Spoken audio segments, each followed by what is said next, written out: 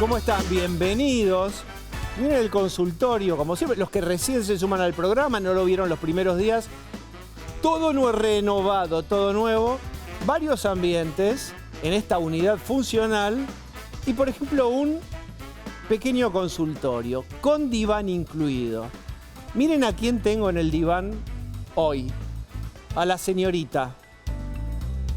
A la señora Urna. Usted dice, pero ¿qué habla? Bueno, a mí me habló. Ya terminó la sesión, me contó unas cuantas cosas. Ojo que ella no estuvo siempre, ¿eh? Ojo que ella volvió fuerte en el 83 y damos por hecho que siempre nos acompañó. Sobre todo tienen que saber las generaciones más jóvenes que ella estuvo muy guardada. Y no porque ella quisiera durante larguísimos años. Ahí tienen.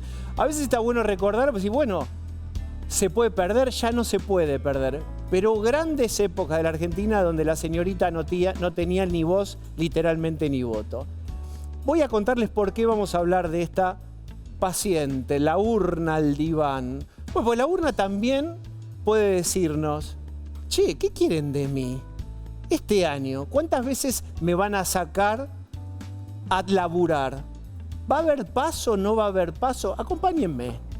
Les voy a contar algo. Las PASO, que son estas elecciones en donde vos vas a ir primero una vez, vas a preseleccionar a los candidatos, después vas a ir otra vez. Eso no existió siempre en la República Argentina. ¿Sabés cuándo aparecieron las PASO? Fueron el reflejo de la derrota del kirchnerismo en 2009. Te voy a llevar a la máquina del tiempo. ¿Te acordás de él? Él es Francisco de Narváez. Francisco de Narváez, un empresario muy importante, en un momento decide que quiere dar un paso en la política, fuerte, y arma una agenda, que era una agenda, miren, esa era la boleta de Narváez, Francisco de Narváez. Si alguno tiene memoria, también en la Panamericana había un cartel enorme, porque tenía una billetera muy fuerte de Narváez, y él había armado, como caballito de batalla electoral, el mapa de la inseguridad, que era, vos podías participar mientras el kirchnerismo decía que la inseguridad era una sensación, lo invisibilizaba, invalidaba, diríamos hoy, a los que habían sufrido la inseguridad. Eso que vos estás sintiendo no lo tenés por qué sentir porque no existe, es la inseguridad. Nosotros no tenemos inseguridad porque estamos distribuyendo y somos la justicia social y muchísimos vecinos sufrían inseguridad. Con ese caballo de batalla, de Narváez arma un mapa de la inseguridad frente a todo el hastío, había sido el conflicto con el campo, ya tenía una mella muy fuerte el kirchnerismo y gana las elecciones el señor Alicate. ¿Lo recuerdan en lo de Tinelli con el imitador Roberto Peña? Bueno, fue fuertísimo. En ese momento queda muy asustado el kirchnerismo. Y dice, no puede ser. Ahí lo tenés. Ese es el imitador. Ese imitador hizo más por de Narváez, me parece que todos los asesores que tuvo de comunicación. Toda la plata que puso fue poco en comparación con lo que logró este imitador. Ese es el real y el imitador. Bueno, gana de Narváez. Y Néstor Kirchner dice, esto por verdes. No nos puede volver a pasar nunca más. No se nos puede meter un outsider como de Narváez con billetera gorda, un señor aburrido de su vida empresaria que quiere nuevas aventuras, que no venga a jodernos a nosotros, que somos la política. Tenemos que blindar la casa, tenemos que blindar, hoy diríamos, la casta. ¿Cómo vamos a hacer? Bueno, vamos a tirar un anzuelo seductor que les va a enganchar y les va a gustar a todos. Vamos a decir lo siguiente, que por otra parte era verdad. Basta de dedo del líder del partido para elegir quién de los candidatos va a competir. Basta de la dedocracia, pasemos a la democracia. ¿Cómo vamos a hacer? Bueno, vamos a hacer que nuestros ciudadanos puedan ir, todos, ya no los que están afiliados. No sea esta una cuestión de afiliados. Vamos a abrirlo a todos el padrón. Van a ir todos a votar y ellos van a elegir quién del peronismo les gusta, o quién del kirchnerismo les gusta, o quién del radicalismo o del partido que sea. ¿Te gusta lo democráticos que nos estamos volviendo los peronistas? Dijo Néstor sin decirlo. Por supuesto, en ese momento había un hastío de que se dirimía esta cuestión con el dedo del líder. Entonces hubo, y atención con esta cuestión, un sentido común de decir, ok, dale, vamos, está bueno, es un gesto democrático. Es una evolución del ejercicio de la división de poderes, que podamos participar muchísimo más y nosotros, en vez de que en el embudo ya te den al candidato, seamos nosotros. Bárbaro. ¿Qué había detrás de esto? Había una idea de limitar las posibilidades de los outsiders, de los partidos más chiquitos y de los que se querían escapar del redil. Esto le daba poder, estas PASO, a los grandes partidos políticos. Así fue por la derrota con De Narváez como aparecen las PASO. Por supuesto, envueltas en el celofán de la buena intención, como tantos productos que nos vendió el kirchnerismo.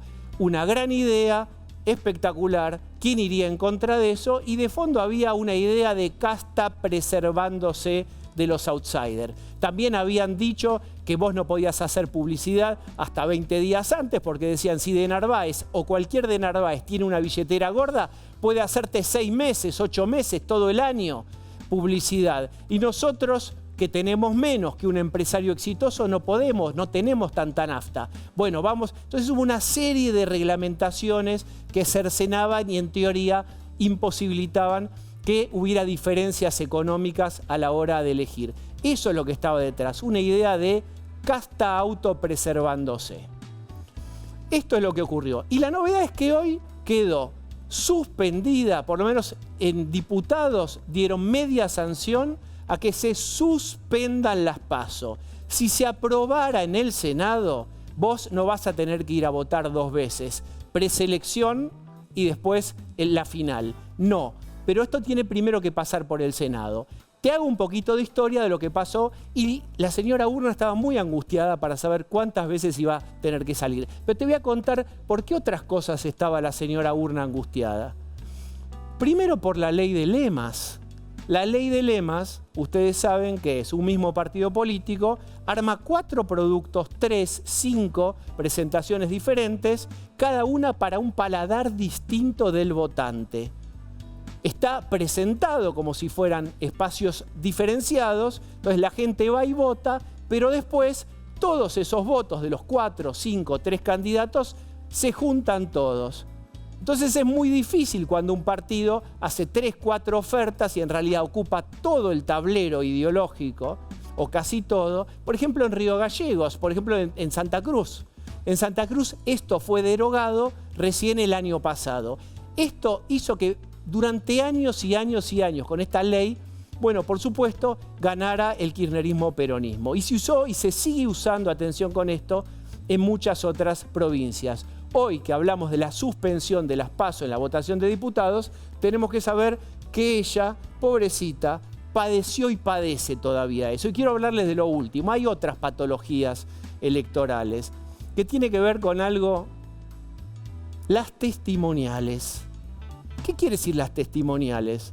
Que vos vas a una lista y un candidato y en realidad ese candidato, como tiene un nombre fuerte, es una marca instalada, se pone primero, pero en realidad ya se sabe que nunca va a ocupar la banca. Te muestro una boleta, por ejemplo.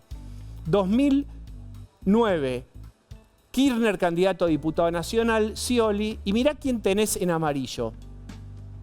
Nacha Guevara. Nacha Guevara, la artista, bueno, de tanta trayectoria, en ese año estaba especialmente comprometida con el proyecto kirchnerista. Ese año todos sabíamos, porque además te lo decían a media lengua y a lengua completa, no iban a asumir. Scioli no iba a asumir. Y vos me dirás, che, pero hoy también te lo pueden decir.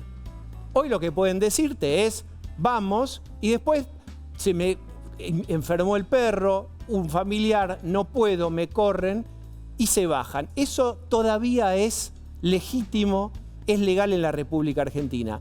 Pero hay una dimensión que tiene que ver con la amoralidad, de la cual hemos hablado en este programa, que fue consentida por nosotros también. Porque en ese momento, Scioli y Nacha Guevara ya te decían en la cara que nunca iban a asumir. Y sin embargo, el sentido común, que es plástico, que es maleable, como un material maleable, nos hizo creer, y la gente no lo objetó, todos estuvimos ahí en ese año, que estaba más o menos ok, que te decían que iban a asumir y que en realidad ya te avisaban que no iban a asumir. Porque decían que lo importante era el proyecto nacional, popular y todos estos significantes tan importantes y épicos. Para nosotros, en un momento, los argentinos, fue natural estas testimoniales. Para nosotros fue natural. Fíjate cómo lo veía la BBC de Londres. Mirá esto, por favor. Para que veas que nosotros que nos creemos tan normales, nota de BBC News de aquel año 2009, los falsos candidatos de Argentina nos observaban con extrañeza, como una especie rara. Nosotros teníamos una idea sobre cómo debían ser las cosas o cómo funcionaban y ya éramos una anomalía de exportación. La República Argentina, no la entenderías.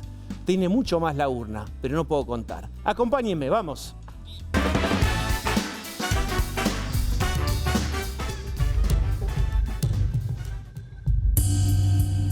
Bajar el costo de la política y entramos en suspender las PASO.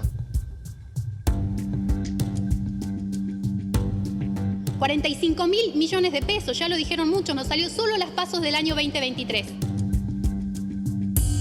Que detrás de estas cosas que se están planteando y plantando hoy en el debate político en la Argentina, lo que hay es una intención de fondo de no discutir lo que verdaderamente corresponde. 162 votos afirmativos, 55 negativos, 28 abstenciones.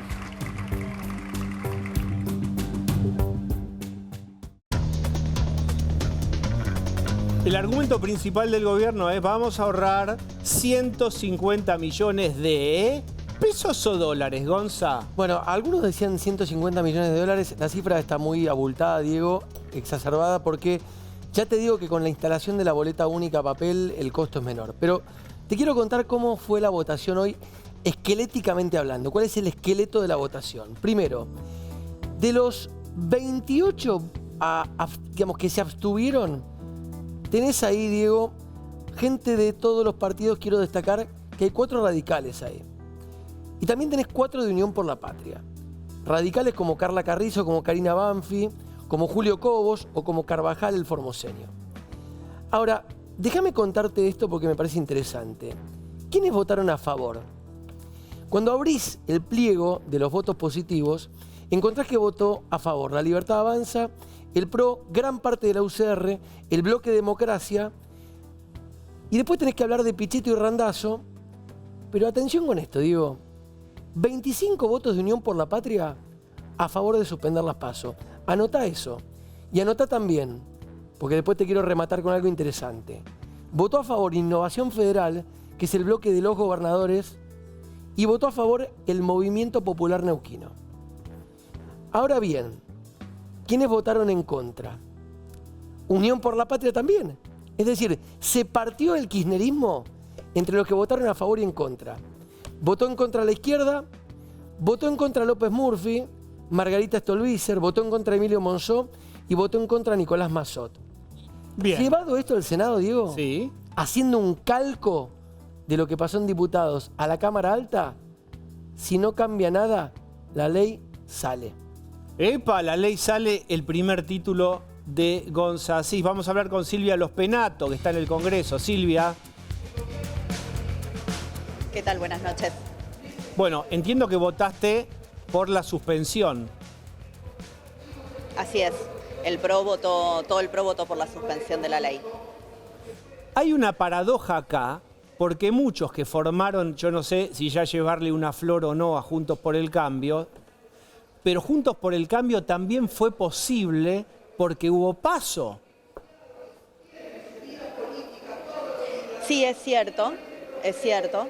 También es cierto, primero, que las circunstancias son diferentes. La ley, como bien recordabas, es una ley del kirchnerismo cuyo objeto en realidad era regular la publicidad y prohibir la compra de publicidad de parte de los particulares, y para vestir eso, como hacía siempre el kirchnerismo, decían que en realidad querían democratizar el sistema electoral y por eso incluían la ley de paso.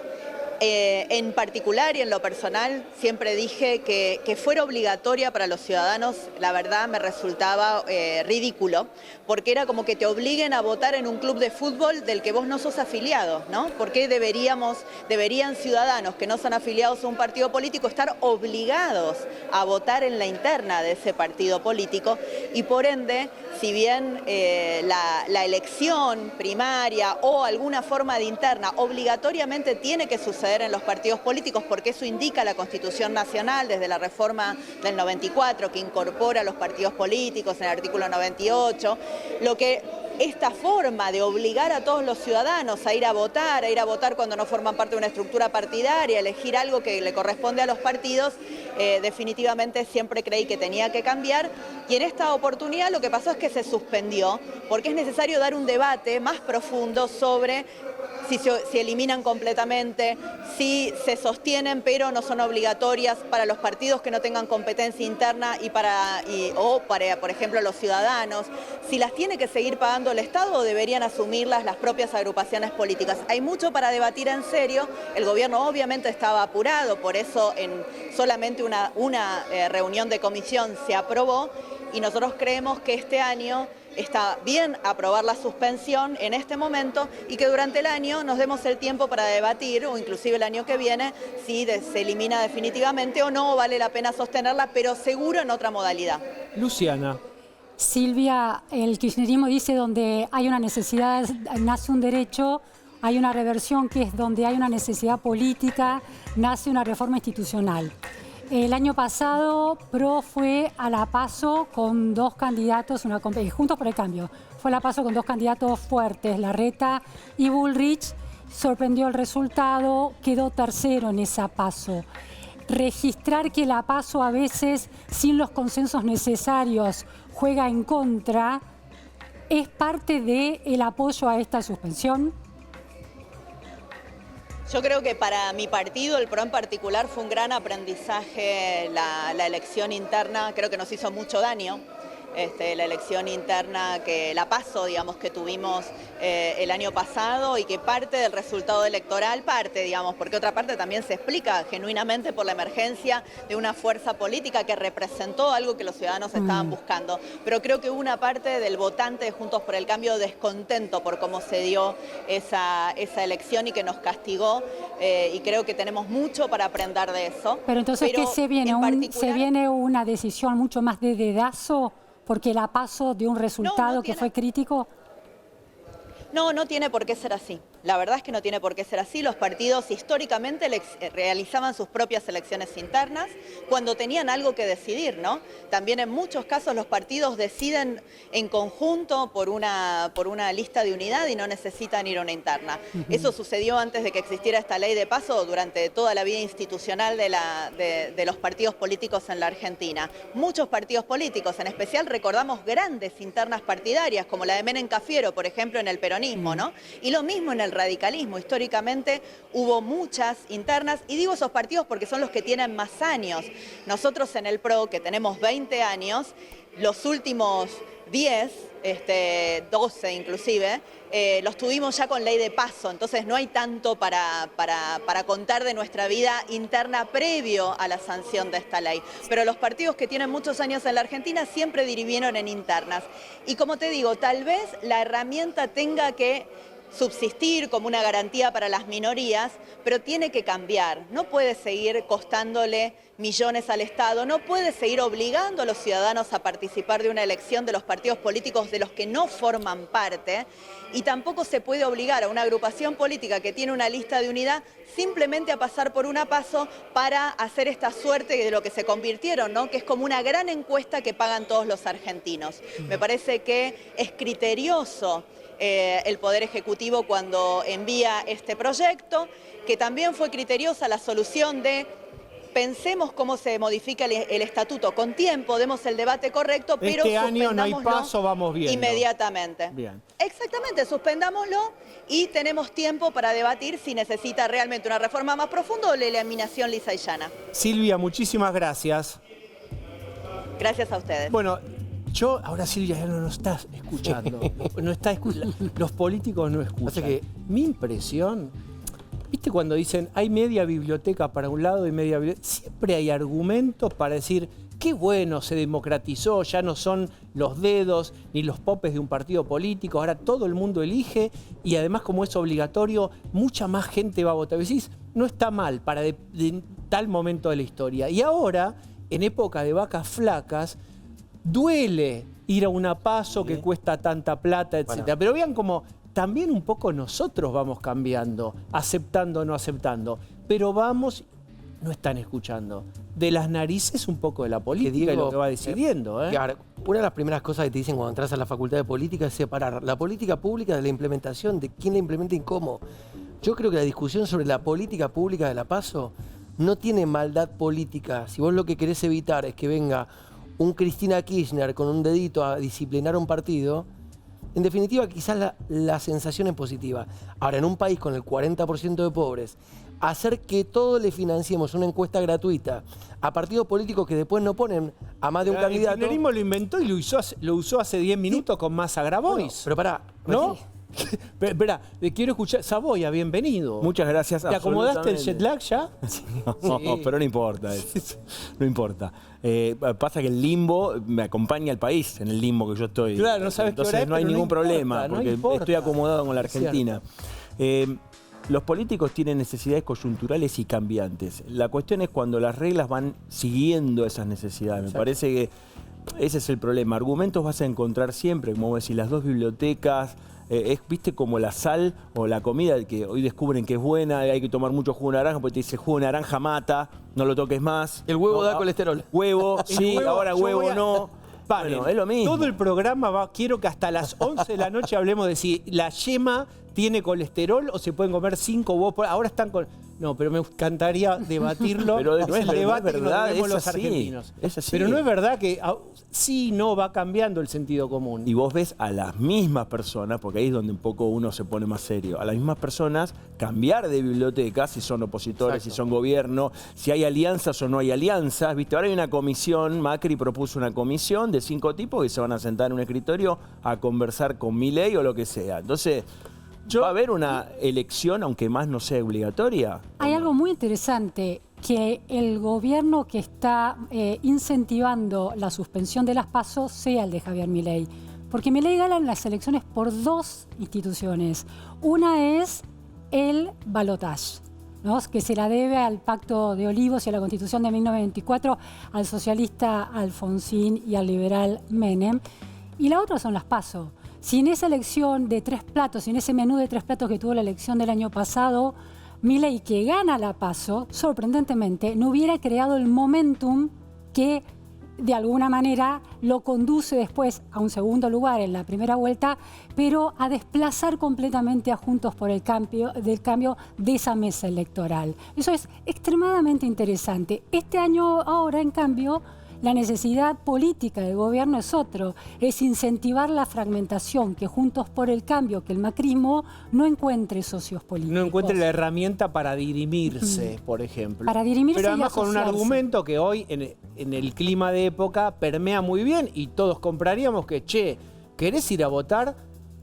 Si no tengo mucho que hacer el domingo, sí. Bueno, te cuento que le cuesta al país tantos millones de dólares.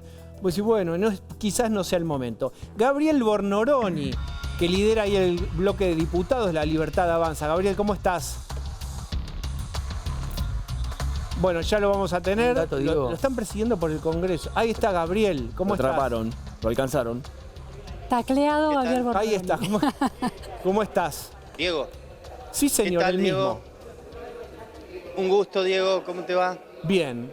Bueno, bueno, era previsible que La Libertad Avanza acompañara, estimuló este proyecto también, pero nos contaba Gonzalo Asís que la mitad del ¿La eliminación kirchnerismo, de las PASO? la suspensión. La suspensión fue nuestra, no es que acompañamos.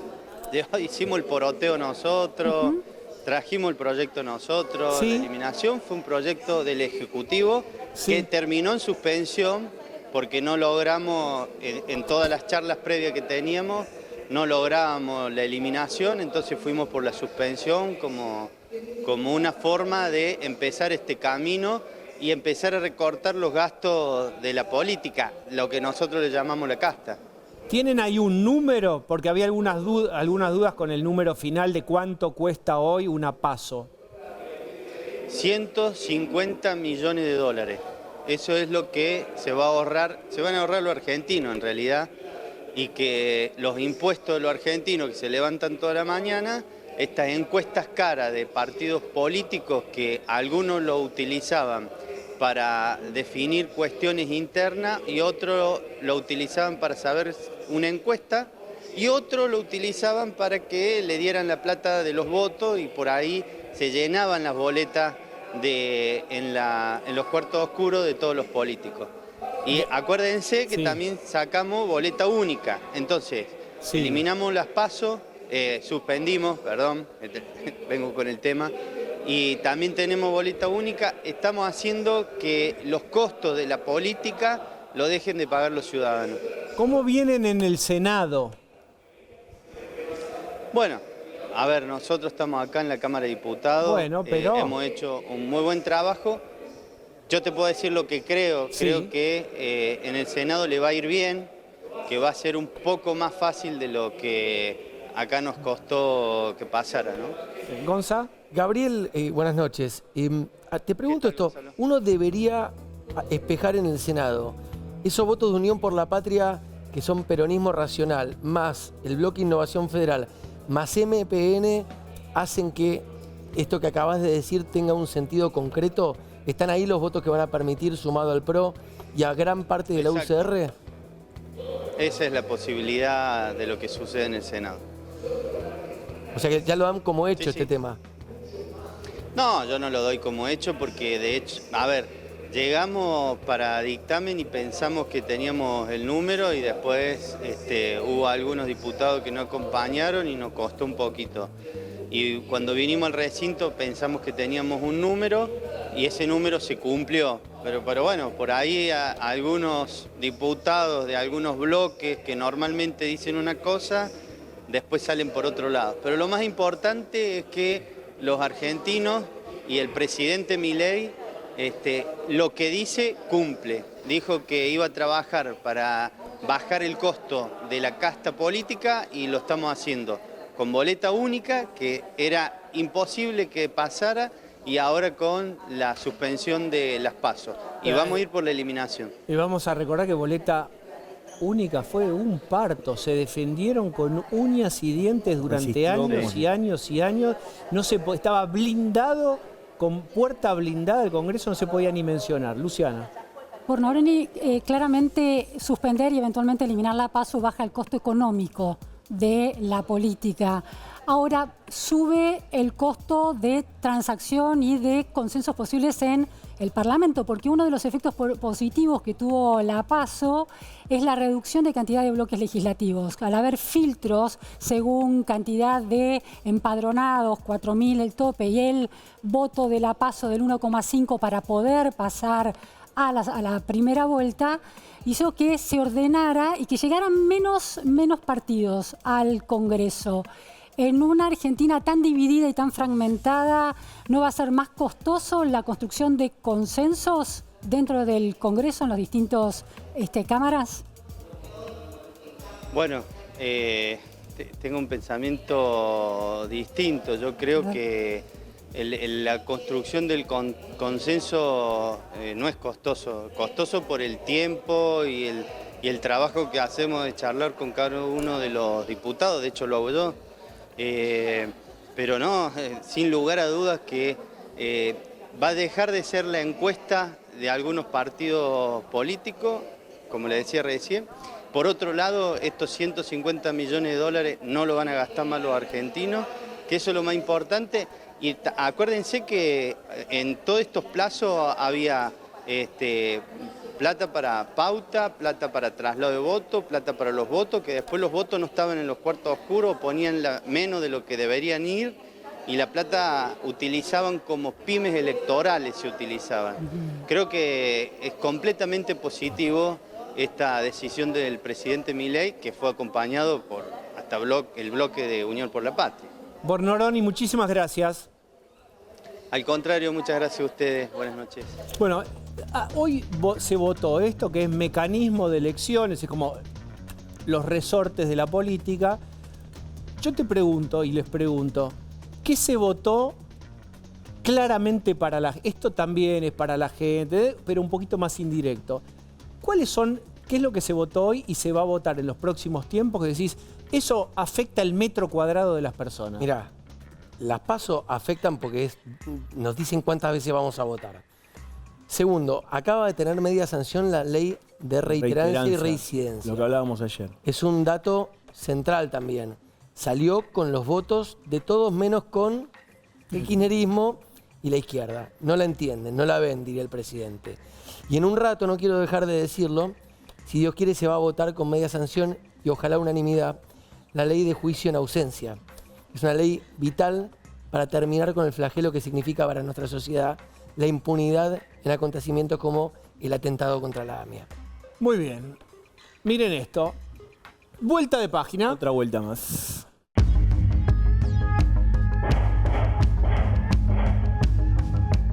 Se escucharon 4 tiros, me asomo, veo la moto tirada, eran 2 chorros que quisieron robarle a un policía. Escuché disparos como 8 o 10 disparos o más, no sé. Escucho los gritos y tiros, a la cual veo al policía desesperado y le pregunté, ¿qué te pasó? Me dice, nada, me quisieron asaltar, dice, robar, se me vinieron encima y bueno, los tuve que tirar.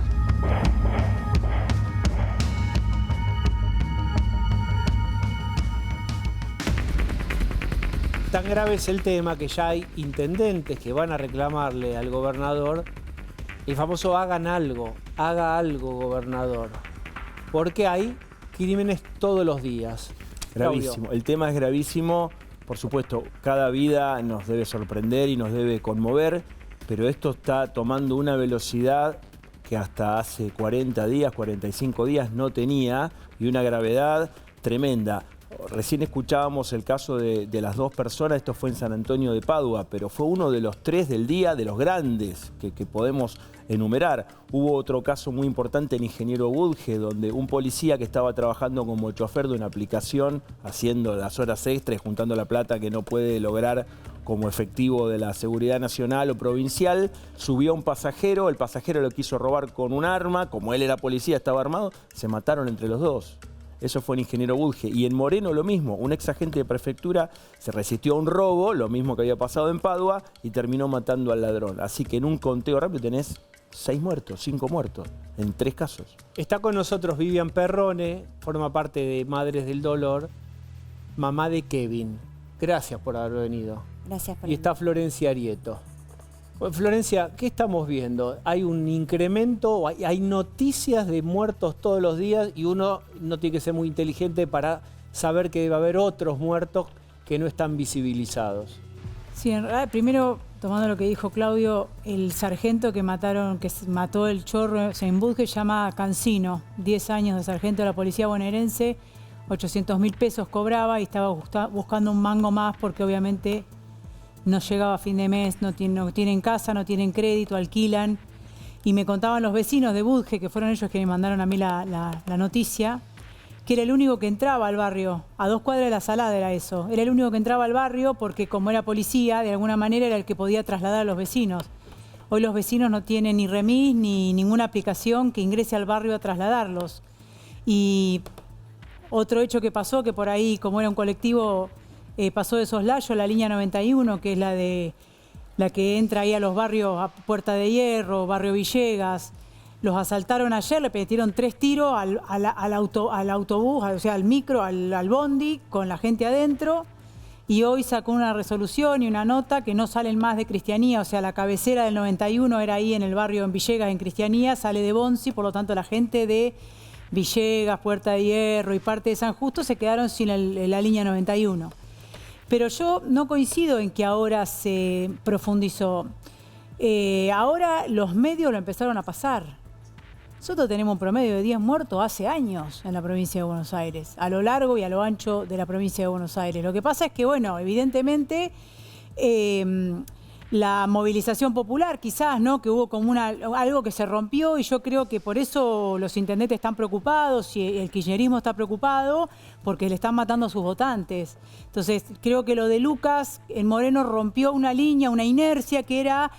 En los conurbanos, en el conurbano sur, los intendentes aplican una política de terror. Si vos vas y haces una manifestación, al otro día te van a tu casa, te empiezan a apretar. Entonces nadie es todo como con miedo y con manso porque vos tenés que vivir en esa localidad. Ahora algo se rompió y yo creo que eso es lo que genera que los medios pongan, ¿no es cierto?, más lo que pasa, que antes no lo ponían, pero pasaba igual. Me explico, no es que ahora nos encontramos que hay muertos en la provincia por los chorros. Hay un montón, lo que pasa es que los medios están empezando a mostrarlo más, quizás porque el pueblo se está empezando a movilizar, ¿no? Bien, y las que se movilizaron fueron las madres del dolor. Hace mucho tiempo, se tardó mucho en que los gobiernos las escucharan también. ¿Qué te pasa a vos, qué sentís cuando ves que cada vez hay más deudos de personas muertas en asesinatos? Mira, siempre las víctimas decimos, ¿no?, que nosotros somos los únicos que no elegimos estar en el lugar donde estamos. El juez elige su carrera, el fiscal elige su carrera, el abogado elige su carrera, el delincuente elige su carrera delictiva. Yo hoy hubiera preferido estar en mi casa viendo este programa por televisión y no estar acá sentada. Y lamentablemente nos quitan una parte de nuestro ser, mía, de mi pareja, de sus hermanos. Y durante todo el resto de nuestra vida sufrimos perpetua en el dolor.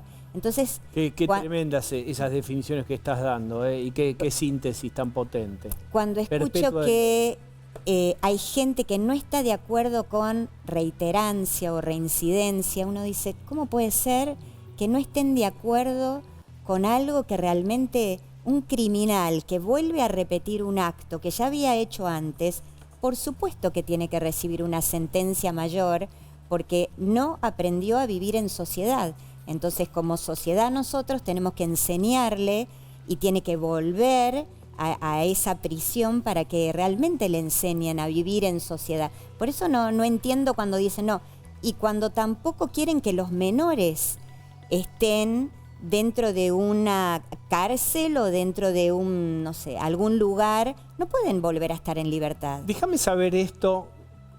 Claudio, ¿qué está en la cabeza de los que piensan lo que cuenta ella? Que es que reiterancia no, que los menores no. ¿Qué piensan? Que no es una solución la cárcel, esa idea de ¿qué ganamos encerrándolo tan de chiquito? ¿Va a ser el máster en delincuencia? ¿Son esas ideas? Hay una colección de prejuicios que han ido, como todo prejuicio, encontrando después alguna argumentación que solamente se apoya en ese humo previo, que es el prejuicio. El primero, los ladrones o los delincuentes en realidad son las primeras víctimas, son el emergente de un sistema, ya empieza la cosa gaseosa de un sistema que expresa a través de ellos su falta, sus carencias, sus límites. Entonces, bueno, hay que tomarlos como una falla de nuestro sistema que tenemos que asumir. Ellos no tienen toda la responsabilidad. Gravísimo, gravísimo.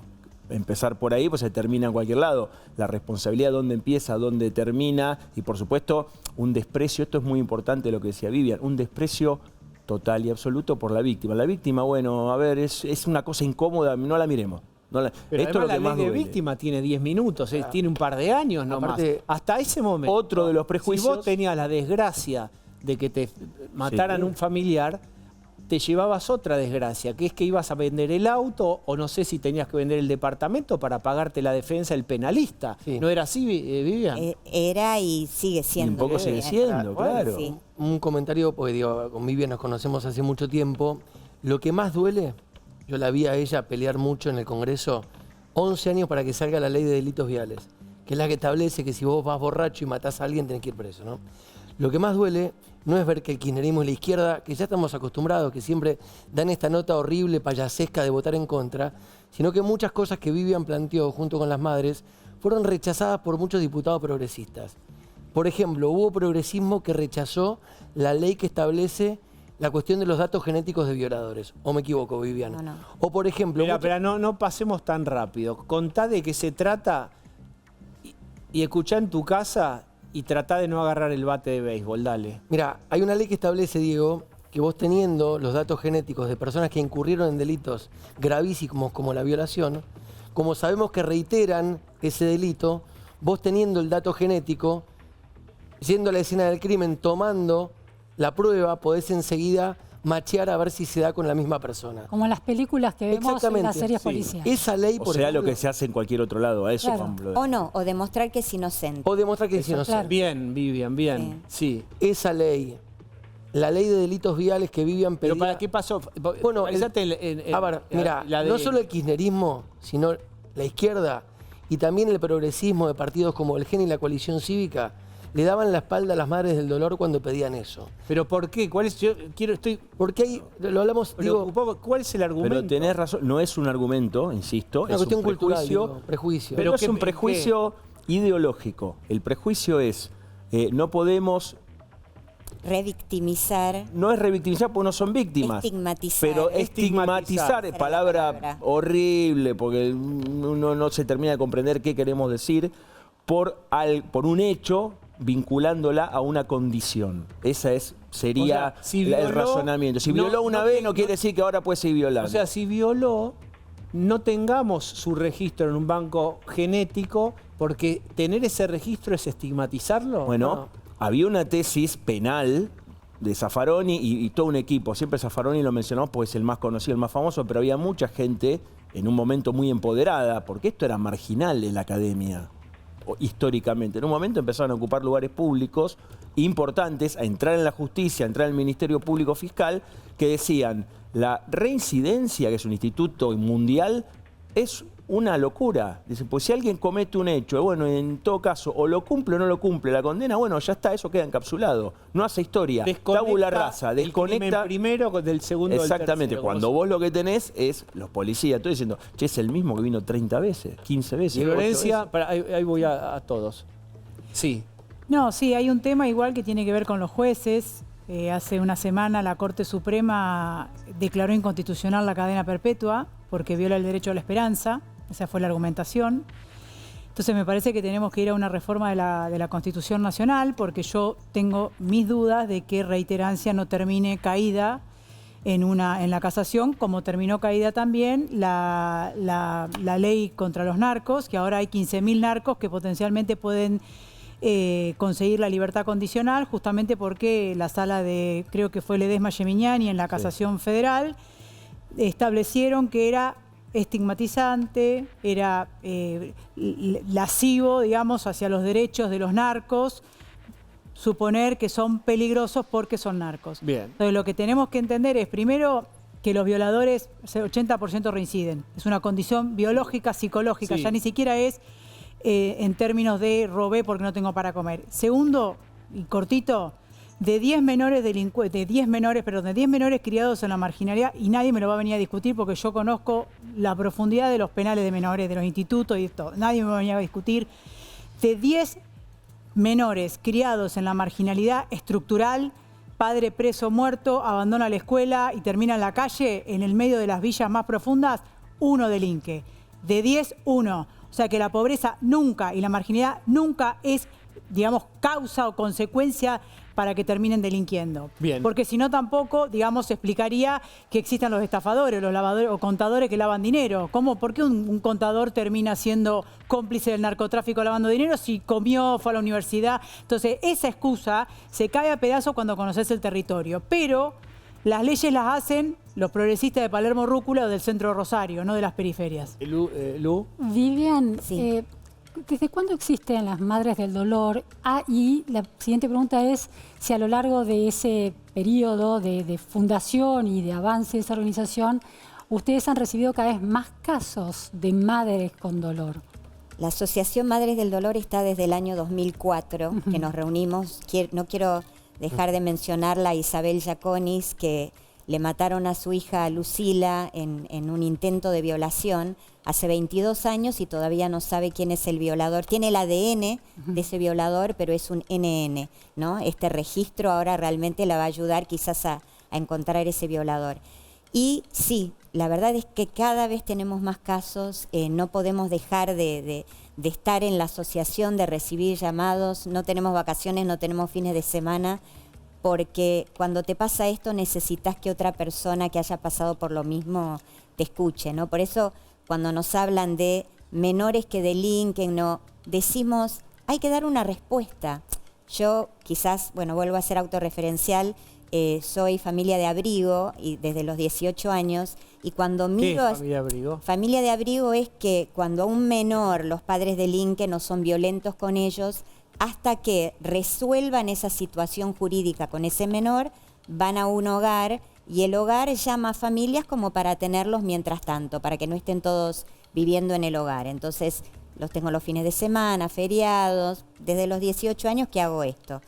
Y la verdad que miro a esos chiquitos y digo, qué suerte que alguien los sacó de ese lugar con padre preso, mamá drogada, le dio este lugar en el hogar y le está dando buena comida, le está dando educación. Entonces, cuando dicen los menores no, uno dice no, los menores sí, saquémoslos de ahí, brindémosle alimentos, médicos, lo que necesiten para que no te maten o para que no terminen muertos, ¿no? Quiero agradecerte especialmente, quiero agradecer también el trabajo de Madre del Dolor, que han sido silenciadas, invisibilizadas durante larguísimos años, porque madres había una sola y ya sabemos a cuáles nos referíamos. Había Madre del Paco, Madre del Dolor, pero había una larga lista de madres, deudas o con pérdidas, etcétera, pero no eran las importantes. Bueno, ahora son muy importantes. Gracias. Gracias, Florencia. Gracias a vos. Y nos metemos con un tema que tiene que ver con un anuncio del gobierno.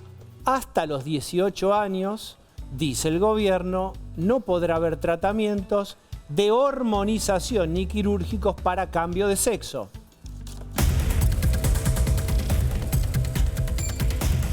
El presidente Milei instruyó al canciller Gerardo Wertheim para retirar la participación de la Argentina en la Organización Mundial de la Salud.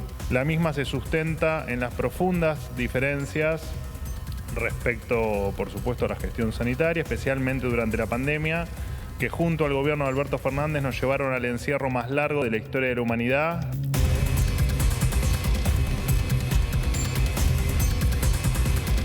Contarles que el gobierno nacional decidió modificar también la ley de identidad de género y prohibir los tratamientos de hormonización y las cirugías de adaptación del cuerpo en menores de 18 años. Luciana. Bueno, gran debate también este. Hay algo muy interesante que es político y que la cuestión es por qué el gobierno avanza puntualmente con esta ley de identidad de género en este artículo particular sobre los menores de edad y la posibilidad de acceder a cirugías o a los tratamientos de hormonización. El gobierno tiene un vasto set de intereses que tiene que ver con leyes de reproducción, de las mujeres, o sea, el aborto, etcétera. Pero está decidido de esta cuestión, porque esta cuestión es, te diré, que en el debate global, woke y anti-woke, el tema de los niños y la preocupación por intervenciones demasiado agresivas en tratamientos médicos de menores de edad que pueden... precoces. Precoces, que pueden cambiar de opinión acerca de su propia identidad sexual años después, es el que genera más preocupación en el sentido común más generalizado de la sociedad. Ahora, la gran cuestión acá es la comparación con otros países. Mientras que en Gran Bretaña la decisión de establecer algunos parámetros se hizo después de un estudio independiente llevado adelante por una de las médicas y pediatras más respetadas del Reino Unido, un estudio de enorme profundidad, con enorme cantidad de sutilezas y de datos duros y blandos. Falta en la argumentación de gobierno en qué base científica y qué tipo de estudio técnico se ha hecho para avanzar sobre esta decisión. Y entonces le meto de bonus track otro párrafo, que es que tampoco había evidencia en los gobiernos anteriores que permitieron adelantar el inicio de estos tratamientos. Incluso creo que Kreplak termina admitiendo en alguna declaración que no había evidencia sobre, pero que lo que se validaba era la voz de la persona que quería transicionar. Está con nosotros Juan Carlos Escobar, que es médico psiquiatra, es especialista en salud adolescentes, pediatra, es exdirector, y escuche esto, es importante, de adolescentes y juventudes del Ministerio de Salud 2019-2023, es decir, la gestión de Alberto Fernández, ¿correcto? Y de Mauricio Macri. Y de Mauricio Macri. Gracias por haber venido. Y también María José Moncino es psiquiatra y asesora de padres adolescentes con disforia de género. Quiero empezar con vos. ¿Cómo ves esto? Me parece sumamente... Del lado del funcionario, porque fuiste funcionario mucho tiempo. Sí, técnico también. Hoy no lo soy una persona técnica, trabajé en el Ministerio de Salud desde el año 2015 a cargo del programa de adolescencia en ese momento, luego Dirección de Adolescencias y Juventudes, con lo cual estuve en diferentes gestiones partidarias. Creo que esto no se trata de una cuestión de ese tipo. Me parece sumamente grave plantear una situación que regrese derechos ya conquistados. Esto es importante, digo, una ley tiene que garantizar los derechos que ya están garantizados previamente. Es atentar de alguna manera con lo que está explicitado en la Convención de los Derechos del Niño, que tiene rango constitucional del año 94 en nuestro país, en donde se explicita el derecho a la identidad, incluida la identidad de género de niños, niñas y adolescentes. Entonces creo que de alguna manera plantear esta temática en este momento atenta contra la autonomía de las niñeces y adolescencias. Pero otra cuestión que es importante es que lo que plantea el decreto es que se prohíben los tratamientos a niños y adolescentes, algo que ya está explicitado en la ley. La ley en el artículo 11 explicita que el tratamiento hormonal y el tratamiento quirúrgico parcial o total se debe realizar en personas mayores de edad y explicita que en los casos de menores de edad debe hacerse con el acompañamiento y el asentimiento de padre, madre, tutor o algún encargado, en consonancia con la Convención de los Derechos del Niño, vuelvo a repetir, en consonancia con la Ley 26061 de Derechos de Niños, Niñas y Adolescentes y con la modificación del Código Civil y Comercial del año 2000. Pero también plantea la posibilidad de que la justicia, si hay negativa de los padres responsables o de los médicos, si hay una respuesta negativa, la justicia intervenga y eventualmente se cambie esa decisión. Bien. Sí, claro, tiene que ver con el principio de interés superior del niño, que está explicitado en la Convención de Derechos del Niño, en donde frente a conflicto de intereses interviene la justicia. Yo lo único que quiero saber es la evidencia científica sobre esto. Digo, me parece importante los derechos, las convenciones, etcétera, pero quiero saber, porque sé que está en revisión, no hay una posición definitiva y que muchos países avanzaron y habilitaron los tratamientos y ahora están reviendo muchas posiciones. ¿Qué pensás vos, María José? A ver, ante todo, yo represento, como vos decías, a padres y a hijos también con disforia de género, donde diagnosticaron esto de la disforia de género, ¿no es cierto? Ni siquiera lo han verbalizado, a lo mejor los adolescentes o los niños, y ya se ha decretado, o sea que hay una cantidad de disforias de género que antes no teníamos. ¿Explicás brevemente lo que es la disforia? Sí, la disforia según el DSM-5, que fue cambiando progresivamente según los estatutos y según los directivos que tocaban de turno en cada una de las reuniones en cuanto a DSM-3, DSM-4, DSM-5. Son manuales de salud mental que utilizamos los psiquiatras para ponernos de acuerdo en base a los distintos diagnósticos. Sí. Básicamente lo que hicieron fue retirar los trastornos de identidad sexual del área de la salud mental y pasarlos al área de sexualidad, como una incongruencia en lo que se percibe a sí mismo como su propio género, o sea, separando lo que es la orientación sexual de lo que es género. Bien, ¿sí? ¿Cuál es la posición? ¿Qué observan ustedes con Lo que esto? nosotros observamos con gran preocupación justamente esto, que no se está teniendo esta conducta expectante, una conducta exploratoria sobre los niños y que se lo está incitando, promocionando e imponiendo con un determinado wokismo o ideología de género o la... ¿Cómo es? Déjame hacer una aproximación mayor.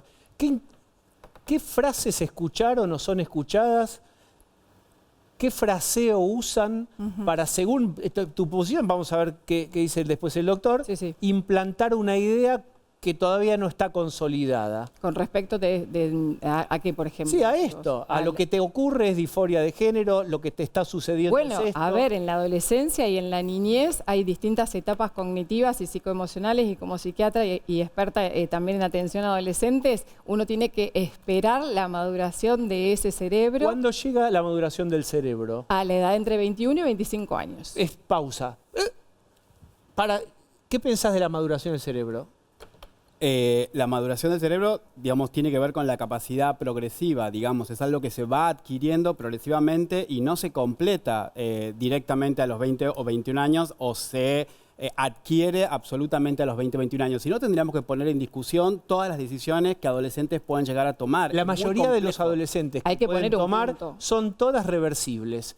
Estas no son reversibles. Bueno, estas no. Estas no son reversibles. Por eso lo que estoy diciendo, ir a votar, Claro. si van a manejar. La que viene votás otra hay cosa. un montón de derechos No, de los chicos desde los exactamente. 16.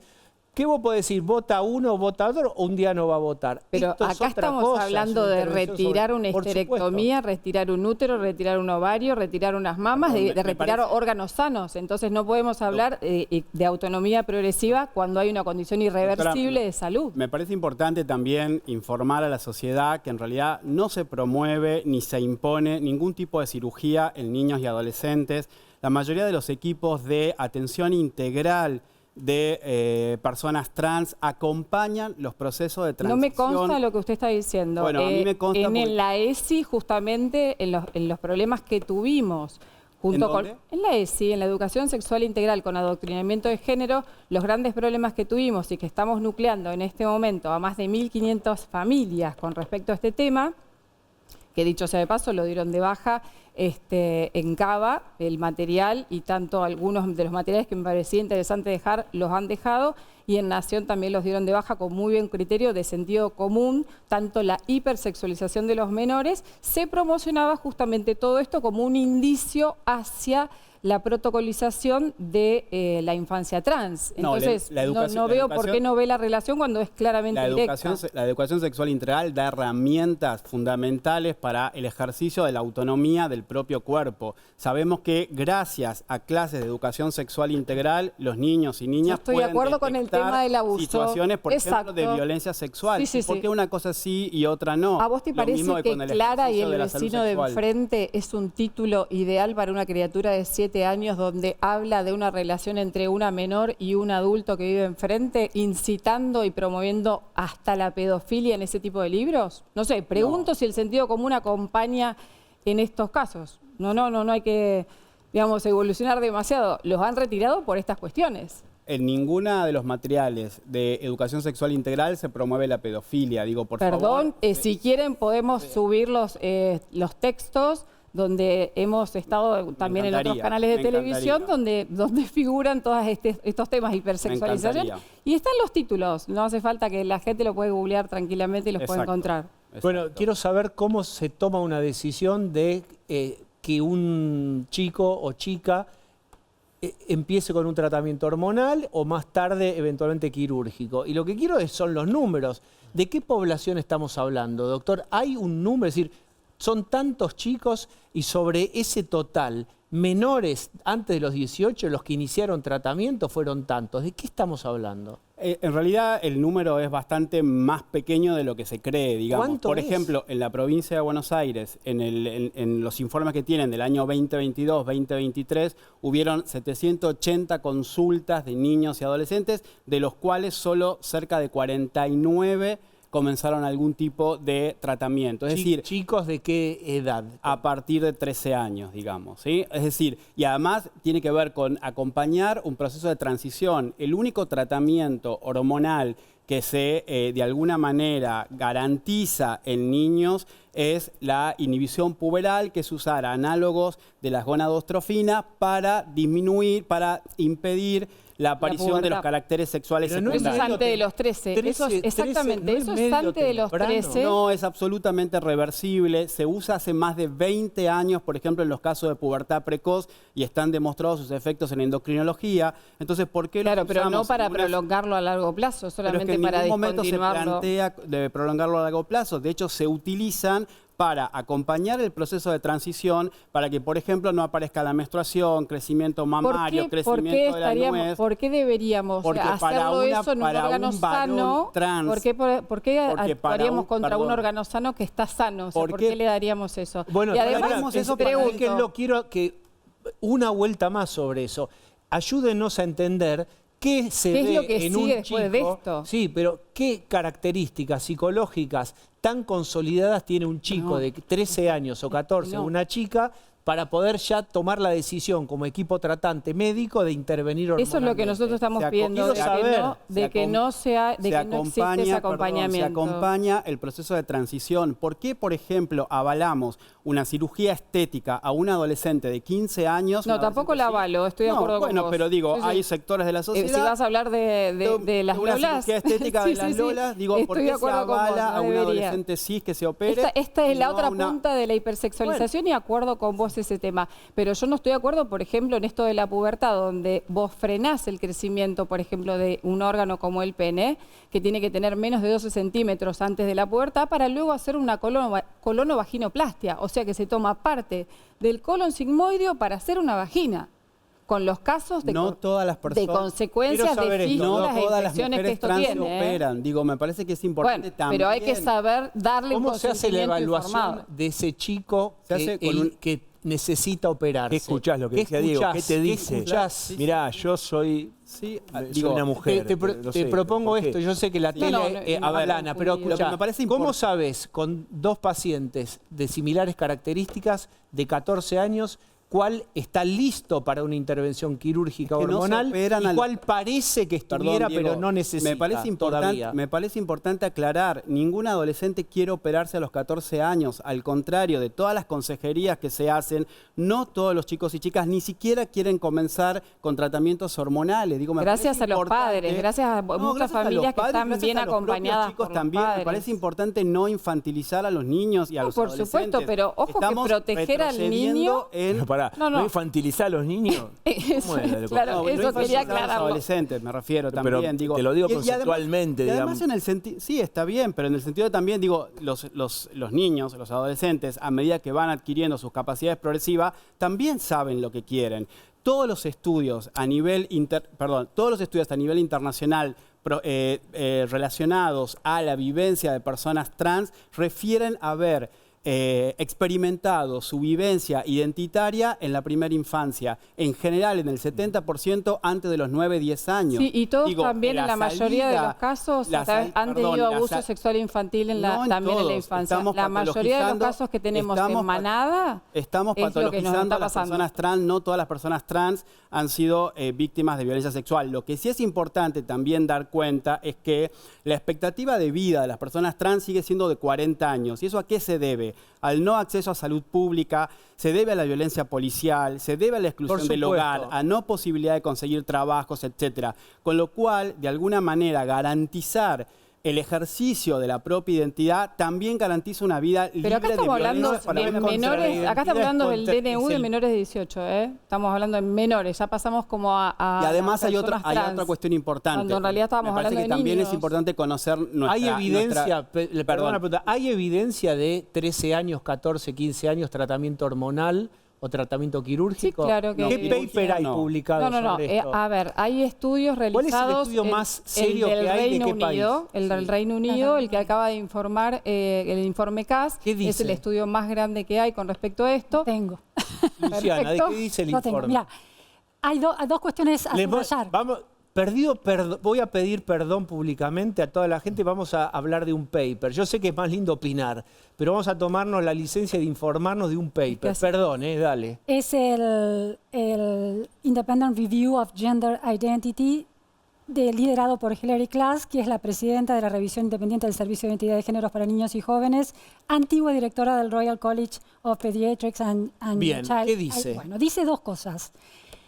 Que hay un dato en contexto, que la recurrencia, el pedido de atención de niños y adolescentes en Gran Bretaña en el servicio puntual del NHS, del National Health System, aplicado al servicio de géneros, aumentó exponencialmente. 5000%. ¿No? Bueno, entonces, desde 2009 hasta hacia adelante. En 2014 un pico exponencial. Bien. Por ejemplo. Pero eso subió la demanda. ¿Y qué subió, quiere, bueno, no, subió de 15 chicas en 2009 a 1071 en 2016. De 24 varones en 2009 a 426 en 2016. ¿Qué y significa? Otro dato, que hay una demanda que se multiplicó. Sí, y otro dato que dice que cambia el perfil. Antes eran los varones, nacidos varones, que en la infancia recurrían al servicio, y ahora son las mujeres adolescentes. ¿Y cuál es la hipótesis? ¿Por qué la demanda es mucho mayor? El informe es súper prudente, lo que plantea, hay muchas causas. Ese salto cualitativo, ese salto cuantitativo en 5 años, algunos dicen, bueno, podría ser que como es más aceptado la identidad trans, los adolescentes se animan, pero la especialista dice, un salto tan rápido no se explica solo por eso. No, habla, ella habla de esa es una estadísticamente, pero sabemos, hay una doctora que diga, según la evidencia, no, habla de varios factores. No recomiendo antes de los 17. Sí, bueno, leo frases. Leo más frases, número. cito. No, porque cito. No es tan...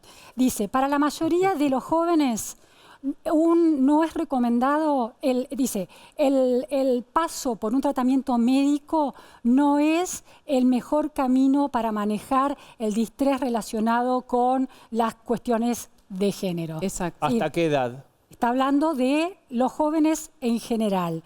Después plantea que el racional detrás de la supresión en la early puberty, en la pubertad temprana, es poco clara.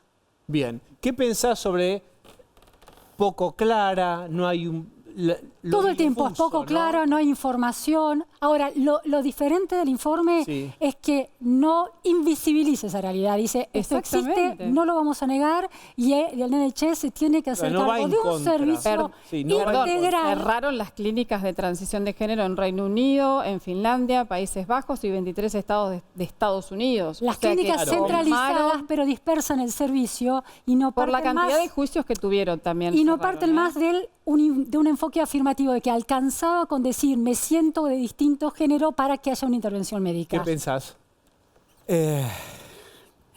Me parece fundamental, de vuelta, volver a plantear la necesidad de acompañar los procesos de transición. Ningún equipo está obligando a un niño, a un adolescente a iniciar un tratamiento, simplemente es acompañar ese proceso identitario teniendo en cuenta... Pero ¿cómo es? Perdóname, ¿no? Acompañar es una terapia afirmativa. Por ahí no entendemos eso, seré yo que no lo comprendo. ¿Qué es acompañar? Hola, digo, mi hijo quiere ser, se percibe mujer. Bien. Acá lo tengo, tiene 11 años, doctor. ¿Qué hacemos? Se trabaja con un equipo interdisciplinario en primer lugar. Pero bueno, ¿cómo es el trabajo? Avanzame un poquito como para entender, porque por ahí estamos muy arriba. Bueno, se va acompañando ese proceso, digo, entendiendo de qué tiene que ver, digo, poder tener entrevistas con ese niño, ver por dónde va lo que le pasa. Hay un punto fundamental en la ley de identidad de género que tiene que ver con el trato digno, y eso significa, por lo menos, respetar el nombre autopercibido. Si la persona se quiere vestir de determinada manera... Eso es una manera de afirmarlo. No, es una manera de hecho, el informe CAS también dice que es una manera de... Es una manera de promocionarlo. Validar lo que... Porque está validando. El doctor tiene razón, querido. Vos tenés, No, a ver, pero el informe CAS dice... que el enfoque debe ser holístico y que también debe haber una evaluación psiquiátrica muy profundo, cognitiva. De neurodiversidad. De neurodiversidad, es decir, no es solamente una declaración de una propia identidad, sino que intervienen muchas instancias médicas y hay un acompañamiento psicológico a la familia y a los niños. Y a los sin la necesidad de muy delicado. Es importante no patologizar. Estamos hablando de neurodiversidad y estamos diciendo que las personas trans son personas neurodiversas. No. Me parece que lo que está diciendo en el informe CAS cuando dice de neurodiversidad habla de los factores de comorbilidad previos, autismo, trastorno de déficit de atención, depresión, una cuestión, claro que sí, perdón, y una sola cuestión importante. Digo, la población travesti trans sí es real que tiene mayor índice de autolesiones, mayor índice de suicidios, de intentos de suicidios, y no tiene que ver con la identidad de género en sí, sino con la segregación, la estigmatización. No solo eso, tiene que ver mucho yo con la necesito saber esto. arrepentidos del tratamiento, Sí, ¿cómo que no? arrepentidas Sí, sí. del tratamiento. Sí, sí. ¿Es considerable la cantidad? ¿Hay una masa crítica de personas y familias que se vieron afectadas por recomendaciones? Hago esta aclaración. Vean a Elon Musk dando una nota contando, él tiene 11 hijos, él dice, perdí un hijo, gran parte de su batalla, incluso uno podría sospechar que compró X también por la batalla anti-woke. En este sentido, él piensa que le sacaron, que le robaron un hijo y la transformaron en una hija. Están peleados, ni se hablan, pero ahí hay como... ¿Hay arrepentidos? Hay de familias esto? rotas, hay arrepentidos, hay personas que conviven hoy con su identidad de género después de más de 20 años que uno de mis pacientes trans tiene 38 años, es uno de los de Latinoamérica más conocidos con respecto a este tema, y no tiene las posibilidades de hacer primero la transición por una cuestión económica, o sea, volver a ser quien era. Ah, ¿sí? la reversibilidad. La de transición, exactamente. Y además por la irreversibilidad que tiene los síntomas y todo su organismo. Y por el miedo que le produce esto también. ¿Puede ocurrir que Bueno, en Argentina también tenemos casos. De hecho, estamos ayudando a una de las personas que judicialmente, bueno, está teniendo inconvenientes para que ahora el Estado, no el actual, no sabemos qué va a pasar con respecto a las políticas de salud pública, le reconozcan, así como le reconocieron en un principio, gratuitamente todo lo anterior. ¿Qué porcentaje hay de tratamientos que se inician y fallan porque el paciente o la paciente pues no se siente a gusto, cómodo con esa nueva identidad? La verdad que no tengo esa estadística, pero son claramente ínfimas. Pero aparte, Diego, no hay esas Mira, en censo del 2022, no están esas estadísticas. No existen porque No hay estadísticas. Salud es muy difícil que tenga todos esos registros. Por eso también la decisión de esta ley es, bueno, la gran pregunta es la prevención. ¿En qué base estadística están haciendo el análisis? Bueno, lo que sí sabemos es que tampoco está clara la evidencia para Ninguna, Porque nada. además yo quiero reiterar, para el que recién se suma, los bienvenidos a la sala, no es que lo prohibieron, simplemente dijeron, después de los 18 sí, antes de los 18 no. Perdón, pero es absolutamente regresiva, vuelvo a insistir. El Código Civil y Comercial, modificado en el año 2015, plantea que las personas a partir de los 16 años pueden tomar decisiones relativas a su cuerpo como si fueran una persona adulta. Eso retrotrae ¿Pero dónde está tomado? ¿En otros países? Perdón, eso habría que preguntárselo a abogados. Me parece demasiado... tenemos una abogada en el piso, tranquilamente podríamos hacerle esa pregunta. Pero como equipo para ver, tenemos que tener manejo también de la ley, porque si no, estamos hablando con lo cualquier averiguaría, argumento. lo pondría en duda. Código Civil y Comercial, artículo 26, habla expresamente de las capacidades progresivas de los adolescentes 13 a 16 y mayor a 16. Perdón, déjame terminar la idea. Entiendo. Y hace especial relación, por ejemplo, a leyes anteriores. Por ejemplo, la esterilización quirúrgica. Para hacerse una vasectomía o una ligadura tubaria, uno tenía que ser mayor de edad, es decir, tener los 18 años cumplidos. Con la modificación del Código Civil y Comercial a partir del año 2015, es a partir de los 16. Digo, ¿por qué podemos darle capacidades para tomar una decisión sobre eso y no para otras? Porque la madurez emocional y psicológica no es suficiente. Pueden manejar, es precisamente para... Y porque puede estar en un contexto de vulnerabilidad ese mismo niño, puede estar coercitivamente digamos, impuesto por adultos. Permíteme, la hipótesis de fondo es que haya un contexto cultural cuyo eslabón final son o un equipo tratante, estoy diciendo, no es lo que yo pienso, sino la conclusión final. Es que hay un eslabón final de un contexto wokista, esto pensaría el gobierno, piensa Trump, piensa Elon Musk, que impulsa, estimula, primero la hipersexualización temprana y segundo, eventualmente el cambio de la fluidez de género. Totalmente, la fluidez de género. La validan, la autorizan, la naturalizan. Hay algo de naturalización. Esto creo que puede es ser. No hay importante. Esto manuales no es así. donde es lo mismo ser varón, ser mujer, tener novia, novio. Claro que sí. Eso es lo que está cuestionado. Sí, esos manuales están. Por supuesto, porque si no, lo que estamos haciendo es nuevamente retroceder años luz y patologizar la orientación sexual y la identidad de género. Digo, Argentina es pionera desde la ley de matrimonio igualitario, la ley de identidad de género, de cupo laboral travesti trans. Digo, me parece que es importante en este sentido también poder garantizar el acceso a esas personas, digamos, sin diferenciar absolutamente. Sin ánimo de ofender ni nada, pero no estamos hablando de derechos ni de política, estamos hablando de la salud. Estamos hablando de derecho a la salud. Pero estamos hablando de niños, pero precisamente estamos hablando del derecho a la salud. Y estamos hablando del ejercicio de la medicina, que a partir de mañana el DNU, cambiado el artículo 11, todas las personas que hagan o pretendan hacer ese ejercicio de hormonización y cirugía en menores estarían cometiendo un delito. Hay que ver también la legalidad de ese DNU, porque esto no tiene ninguna necesidad ni ninguna urgencia. Vamos a ver. Y lo que me parece importante Yo creo que hay cosas más importantes. Lo que me parece importante, y con esto quiero terminar, es leer esto en el contexto general. Digo, esto está relacionado con una agenda antigénero, tiene que ver con el discurso de Milei en Davos y la patologización de la homosexualidad. Está relacionado con una agenda 2030 tiene que ver con la salida de Argentina de la OMS, luego de que lo haga Estados Unidos.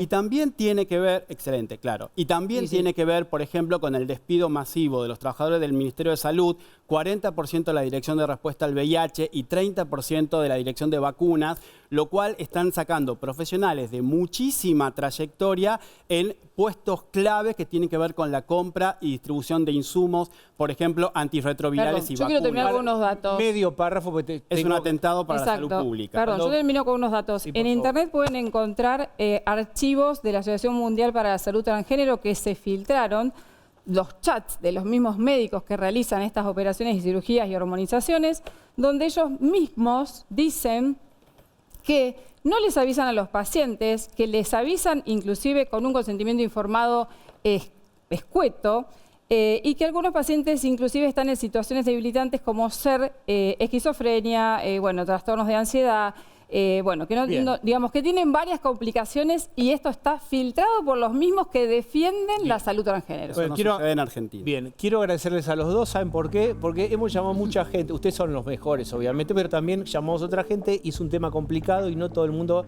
está dispuesto a hablar. Gracias. Y gracias. Gracias. Vamos a hacer una breve tanda y nos queda un bonus track. Creo yo, vamos.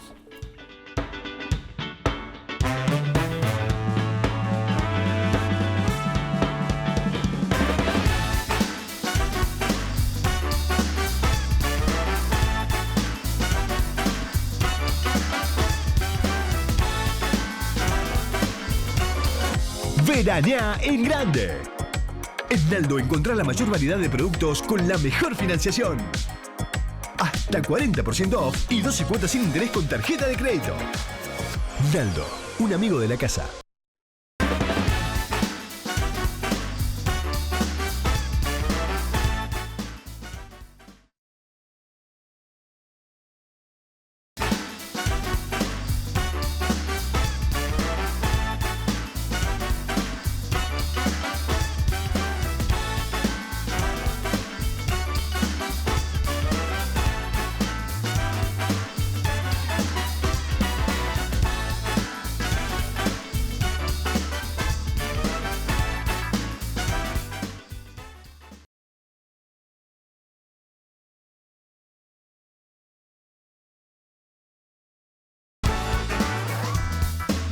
Salsita.